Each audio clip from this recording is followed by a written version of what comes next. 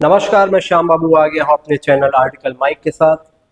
अगर आपने हमारे चैनल को अभी तक सब्सक्राइब नहीं किया है तो हमारे चैनल को लाइक करिए, सब्सक्राइब करिए और अपना ढेर सारा आशीर्वाद दीजिए। आज हम बात करेंगे एक ऐसे मुद्दे पर जिससे भारत के 40 लाख लोगों का भविष्य जुड़ा हुआ है। यूं तो आपने ढेर सारे घोटाले सुने होंगे। नीरव मोदी का घोटाला 28,000 करोड़ का, विजय माल्या का घोटाला 9,000 करोड़ का। ये इतने बड़े बड़े नंबर्स हैं कि अगर कोई छोटा मोटा घोटाला हो भी गया तो हमें कोई खास फर्क नहीं पड़ता। हम बात करेंगे ऐसे घोटाले की जिस पर भारतीय सरकार ने भी चुप्पी साधी हुई है, सुप्रीम कोर्ट ने भी अपनी चुप्पी साधी हुई है और 40 लाख लोगों के मेहनत की गाढ़ी कमाई फंसी हुई है। उन्हें पता ही नहीं है कि उनका पैसा कभी उन्हें मिलेगा कि नहीं मिलेगा। हम बात कर रहे हैं 2,000 करोड़ रुपए के घोटाले की। जी हाँ, हम बात कर रहे हैं वजीरेक्स घोटाले की। क्या है ये वजीरेक्स? अगर आप अभी तक इस मामले को नहीं जानते हैं तो हम बताएंगे कि वजीरेक्स क्या है ये घोटाला, क्या है ये घोटाला जिस पर भारत सरकार से लेकर सुप्रीम कोर्ट तक सब चुप है। इस मामले की कोई सुध बुध नहीं लेना चाहता है और 40 लाख भारतीयों का पैसा फंसा हुआ है। तो हम बात करेंगे आज वजीरेक्स घोटाले की। वजीरेक्स एक एक्सचेंज है, भारतीय एक्सचेंज है जिस पर क्रिप्टो करेंसी के लेन देन होती है। जी हाँ, भारत का सबसे भरोसेमंद एक्सचेंज माना जाता था वजीरेक्स। लोगों ने अपनी गाढ़ी कमाई इस एक्सचेंज पर डाला और क्रिप्टो करेंसी को खरीदा, इस चाहत में कि कल को क्रिप्टो करेंसी ज्यों ज्यों बढ़ेगी उनका पैसा त्यों त्यों बढ़ेगा। क्रिप्टो करेंसी से करोड़पति अरबपति हुए लोगों के किस्से आपने भी सुन रखे होंगे। इसी तरह भारतीयों ने भी सोचा कि क्यों ना एक तरीका पकड़ा जाए कि क्रिप्टो में निवेश किया जाए। जो बिटकॉइन कल तक 100 रुपए का हुआ करता था आज वो 90 लाख का है। इसी तरह तब देर हुई तो अब देर ना सही, अब जल्दी सही हम पैसा लगाएंगे और हमारे बच्चों का भविष्य सुरक्षित रहेगा। ये आस लेकर भारतीयों ने भारतीय एक्सचेंज वजीरेक्स पर क्रिप्टो खरीदी और हुआ क्या कि 18 जुलाई 2024 को वो एक्सचेंज कथित रूप से हैक हो गया। जी हाँ, बताया गया कि नॉर्थ कोरिया की हैकर्स ने 18 जुलाई 2024 को वजीरेक्स को हैक करके 2,000 करोड़ रुपए की वहां पर चोरी कर ली। जी हाँ, वहां 2,000 करोड़ रुपए का जो भी एक्सचेंज पर एसेट रखा हुआ था, यानी कि अगर किसी ने इथेरियम खरीदा था तो इथेरियम चोरी हो गया, बिटकॉइन खरीदा तो बिटकॉइन चोरी हो गया, फला फला करेंसीज के हिसाब से वहां पर 2,000 करोड़ रुपए की चोरी हुई। यानी 50% जो वजीरेक्स का फंड था वो चोरी हो गया। अब वजीरेक्स ने बताया कि ये नॉर्थ कोरियन हैकर्स का काम है। 18 जुलाई 2024 को हैक हुआ।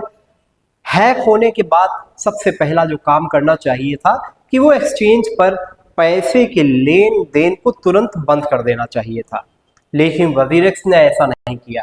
वजीरेक्स ने क्या किया कि वजीरेक्स ने पैसे के देन को बंद कर दिया और लेन को चालू रखा। जी हाँ, यानी पैसा अगर कोई निकालना चाहता है वजीरेक्स एक्सचेंज से तो वो नहीं निकल रहा, लेकिन अगर कोई पैसा जमा कर रहा है तो जमा हो रहा है। तो यहाँ पे सबसे पहला डाउट जाता है कि वजीरेक्स ने अपना कोई ना कोई दांव चला और ये नॉर्थ कोरियन हैकर्स का नाम लेकर ये कहीं ना कहीं लोगों का जो शक जा रहा है कि वजीरेक्स का ही एक बड़ा स्कैम है। अब वजीरेक्स का आधिकारिक तौर पर सीईओ कौन है तो बताया जाता है कि निश्चल शेट्टी जो है वो वजीरेक्स के आधिकारिक तौर पर सीईओ है। पहले तो हालांकि ये कंफर्म ही नहीं हुआ कि निश्चल शेट्टी सीईओ है या बाइनेंस वजीरेक्स का मालिक है। इस कंफ्यूजन के चक्कर में लोगों का पैसा 6 से 7 महीने तक पड़ा रहा। उसके बाद ये कोर्ट में मामला गया।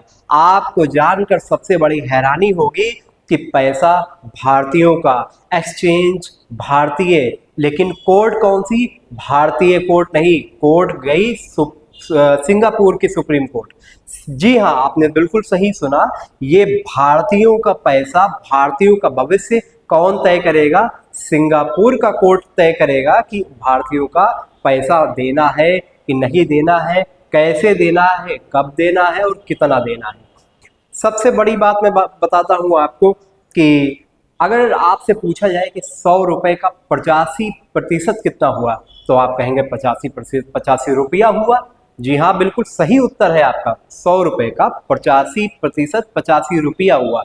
वजीरेक्स ने कहा कि हम अपने सभी यूजर्स को 85% वापस कर देंगे, लेकिन वजीरेक्स की गणित में 100 रुपए का 85% 85 रुपया नहीं होता है। वजीरेक्स की गणित में 100 रुपए का 85% होता है 48 रुपया या 45 रुपया। यानी वो 48% और 45% लोगों का फंड वापस करके लोगों को बता रहे हैं कि हम आपका 85% पैसा वापस कर दे रहे हैं। लेकिन हाँ, ये वापसी अभी केवल और केवल कागजों पर हुई है।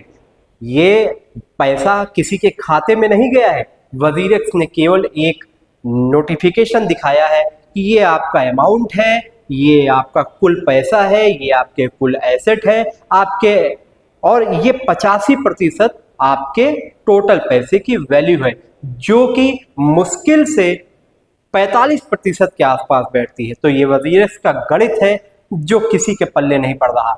हम यही सोचते हैं कि ये कौन सा गणित है कि 85% का 45% यानी 40% की हेर फेर, ये कौन सी गणित है जो हम सबको नहीं समझ में आ रही। अब भारत सरकार इस पर क्या कर रही है, भारत की सुप्रीम कोर्ट इस पर क्या कर रही है, ये भी हम इस मामले में देखेंगे। तो हम देखेंगे कि भारत सरकार ने कहा कि निर्मला सीतारमण जी ने कहा कि आप क्रिप्टो करेंसी से जो भी कमाई करते हैं उस कमाई का 30% मुनाफा एज ए टैक्स देना पड़ेगा। जी हाँ, अगर 100 रुपए से आपने 200 रुपए बना लिए तो उस 200 रुपए में आपका केवल 170 रुपया हुआ। 100 रुपया जो आपका था, 70 रुपया मुनाफा और 30 रुपया जो अतिरिक्त मुनाफा वो सरकार को आपको कर यानी टैक्स के रूप में देना है।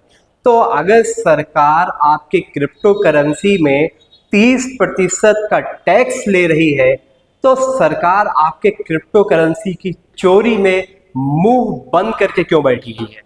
ये मामला हम आपसे पूछना चाहेंगे कि आपका पैसा भी वजीरेक्स पे लगा है क्या? अगर लगा है तो कमेंट में लिख कर बताइए आपको क्या लगता है कि ये कोई स्कैम है या फिर हैक है या निश्चल सट्टी की कोई धांधली है। क्योंकि आपको जानकर ताज्जुब ये भी होगा कि बचा 2000 करोड़ रुपया जो वजीरेक्स स्कैम है, बचा 2000 करोड़ रुपया जो वजीरेक्स पे फंड है, उसी फंड से 150 करोड़ रुपया और निकालकर, जो कथित तौर पर कहा गया कि 150 करोड़ रुपया और निकाला गया है और उसी से सिंगापुर कोर्ट में केस लड़ा जा रहा है। यानी कि 4000 करोड़ रुपया में 2000 चोरी हो गया, 2000 करोड़, और 2000 करोड़ रुपए के बचे पैसे से केस लड़ा जा रहा है।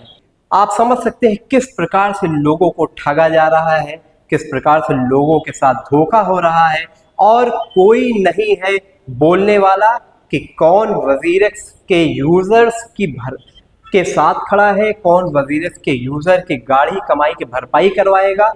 क्या निवेश करना पाप है? अगर निवेश करना पाप है तो जो शेयर मार्केट सेंसेक्स में सभी लोगों ने निवेश कर रखा है वो भी पापी है, जैसे वजीरेक्स के लोग पापी है। और अगर निवेश करना एक समझदारी का फैसला है, सेंसेक्स के साथ में सरकार रहती है, निफ्टी के साथ में सरकार रहती है, तो वजीरेक्स भी अगर आप रेगुलेट नहीं कर रहे थे तो 30% टैक्स क्यों ले रहे थे? और अगर 30% टैक्स ले रहे हैं तो आज इन 40 लाख भारतीयों के साथ सरकार और सुप्रीम कोर्ट क्यों नहीं खड़ी है? पूछता है भारत। कमेंट में हमें जवाब दीजिएगा। नमस्कार।